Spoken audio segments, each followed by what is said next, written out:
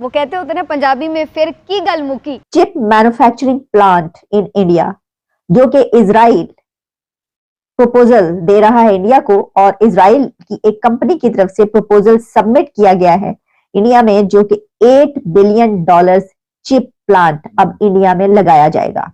India अपनी digital connectivity जो है उसको श्रीलंका और मॉरिशस तक लेके जा रहा है, और इंडिया का यूपीआई सिस्टम जो है वो श्रीलंका के अंदर 12 फरवरी को लॉन्च हो रहा है, और इसी तरह मॉरिशस में भी लॉन्च हो रहा है। सुनने में ये आ रहा है कि फ्रांस के साथ भी ये होने जा रहा है। बुनियादी तौर पर हमारा इकोनॉमिक क्राइसिस है, और मेरा मानना ये है कि इकोनॉमिक क्राइसिस ही सियासी क्राइसिस में डलता है। आपको इकोनॉमिक स्टेबिलिटी लानी पड़ती है, जिंदगी वहीं खड़ी है। डिफॉल्ट हो ना हो, महंगाई से एक आम पाकिस्तानी दिवालिया हो चुका है। अब अगर आप देखें तो इस महीने के जो बिल आए हैं, गैस के और बिजली के बिल, आम आदमी का तो वो मसला है। कहा यह जाता है कि इंडिया के प्राइम मिनिस्टर नरेंद्र मोदी साहब वो ये चाहते हैं कि इंडिया को चिप मैन्युफैक्चरिंग हब बना दिया जाए। और मैं देख रही थी कि इस सिलसिले में द न्यूयॉर्क टाइम्स में एक रिपोर्ट भी पब्लिश हुई, जिसमें उनका कहना है कि Modi wants to make India a chip making super power. अवामी हल्के तो बस महंगाई महंगाई और सिर्फ महंगाई का रो रहे हैं। इसमें सबसे ज्यादा नुकसान पाकिस्तान का है। हिंदुस्तान का क्या नुकसान है? हिंदुस्तान $2 बिलियन की एक्सपोर्ट कर रहा था पाकिस्तान को, उनके लिए तो ये एक छोटी सी चूंटी है। उनके लिए 2 बिलियन एक्सपोर्ट करेंगे या नहीं करेंगे कोई फर्क नहीं पड़ेगा। अलबत्ता आपको बड़ा फर्क। पाकिस्तान की जीडीपी कितनी है? 345 billion dollar GDP, 3.45 billion dollar. हमारे यहाँ रतन टाटा की कंपनी का टोटल नेटवर्क जो है वो 3.14 बिलियन डॉलर है। आई नो, पाकिस्तान की टोटल जीडीपी से ज्यादा है। तो बात ये है कि ये अब अल्ले तल्ले चल नहीं सकते।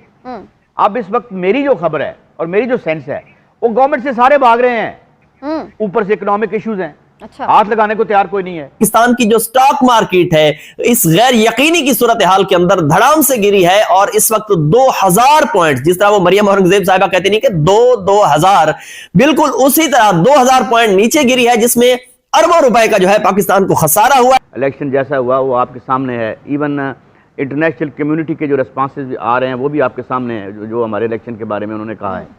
जय हिंद दोस्तों। तो टेक्नोलॉजी, मोबाइल हो या फिर कंप्यूटर हो, लैपटॉप हो, ऐसी कोई सी भी चीज़ जिसमें टेक्नोलॉजी का इस्तेमाल हो सकता है, बाइक हो, कार हो, हर चीज़ में आपको चिप लगाना ज़रूरी होता है। सेमीकंडक्टर चिप, ये कई रूपों में होती हैं, कई तरह की चिप्स होती हैं, बहुत महंगी महंगी भी होती हैं और कुछ सस्ती भी होती हैं।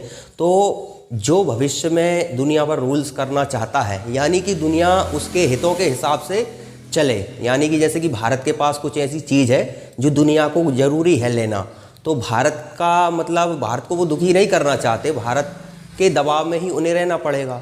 तो भारत के पास क्या होना चाहिए? सेमीकंडक्टर के लिए उसे हब बनना होगा, और स्वाभाविक है भारत इस दिशा में काम कर रहा है, और प्रधानमंत्री नरेंद्र मोदी ने ये कहा भी है। कई कंपनियां भारत में आ चुकी हैं, उन्हें सरकार भी मदद कर रही है, क्योंकि भविष्य में सेमीकंडक्टर एक बहुत महत्वपूर्ण चीज़ होने वाली है, अभी भी है, क्योंकि भविष्य में तो और उसके बिना काम चलने वाला ही नहीं। आपके मोबाइल में अगर चिप नहीं लगी है सेमीकंडक्टर की, तो आपका मोबाइल किसी काम का ही नहीं है।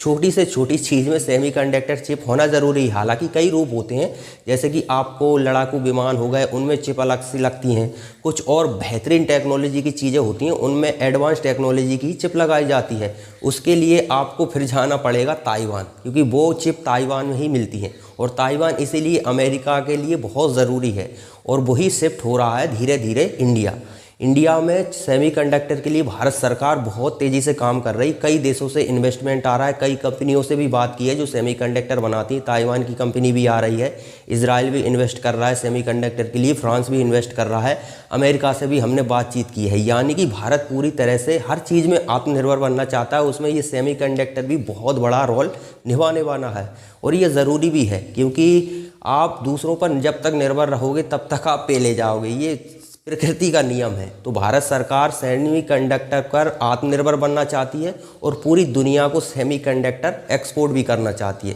तो चलिए पाकिस्तानी मीडिया इस पर क्या कहता है, आगे देखते हैं।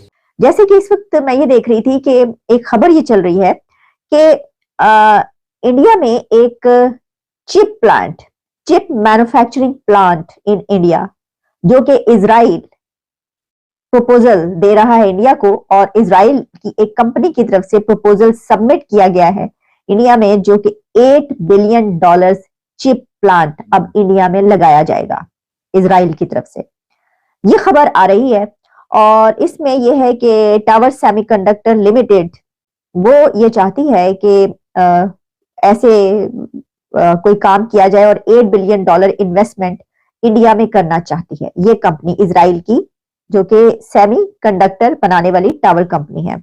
और उसमें जो डिटेल्स हैं वो ये है कि 65 नैनोमीटर एंड 40 नैनोमीटर चिप्स, और काफी इसके अंदर डिटेल्स मौजूद है क्या क्या। अच्छा, अभी तक ये है कि इसमें कंपनी ने इंडियाज आईटी मिनिस्ट्री जो है उसको ये सबमिट किया है, लेकिन उस तरफ से कोई जवाब नहीं दिया गया अभी। लेकिन ये एक बड़ी डेवलपमेंट और बहुत बड़ी इन्वेस्टमेंट है, $8 बिलियन के चिप मैन्युफैक्चरिंग प्लांट। एक तो ये कि $8 बिलियन ये बजाते खुद एक बड़ी अमाउंट है और बहुत बड़ी इन्वेस्टमेंट है, लेकिन उसके साथ ये कि चिप मैन्युफैक्चरिंग प्लांट, इसकी अपनी ही अलग इंपॉर्टेंस है इंडिया के लिए। अगर आप जानते हो इसकी हिस्ट्री, हम पहले भी इसके ऊपर बात कर चुके हैं, और कहा यह जाता है कि इंडिया के प्राइम मिनिस्टर नरेंद्र मोदी साहब वो ये चाहते हैं कि इंडिया को जो चिप मैन्युफैक्चरिंग हब बना दिया जाए।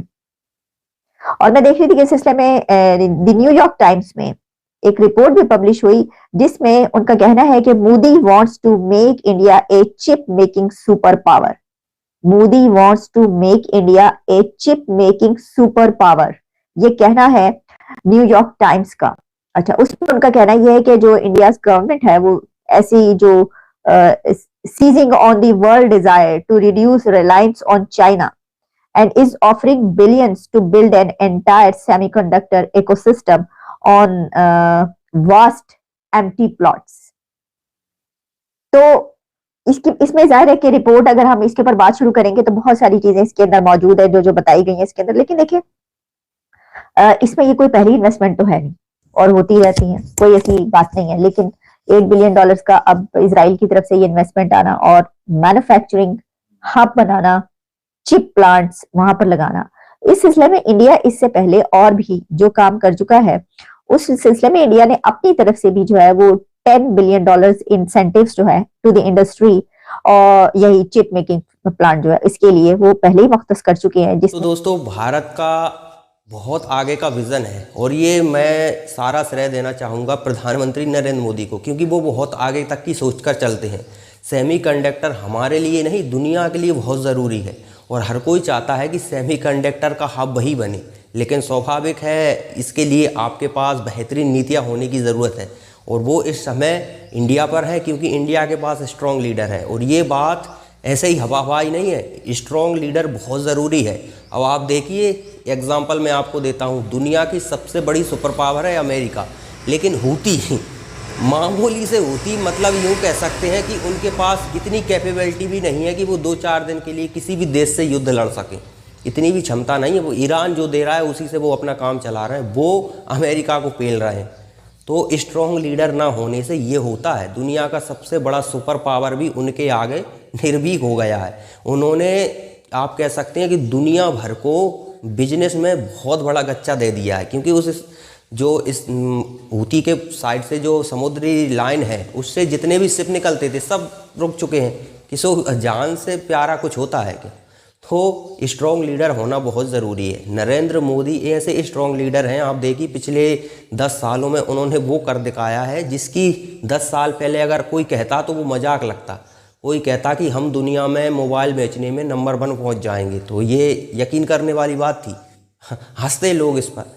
यूपीआई कई देशों में चल रहा है हमारा, और एक समय ऐसा आएगा कि पूरी दुनिया को यूपीआई अपनाना ही पड़ेगा, क्योंकि जैसे अमेरिका का डेबिट कार्ड, क्रेडिट कार्ड, ये चले कि नहीं चले, क्योंकि ये सुविधाएं देते हैं लोगों को। और ये यूपीआई तो उससे भी बड़ी सुविधा, मोबाइल निकालो, स्कैन करो, फटाफट पेमेंट कर दो।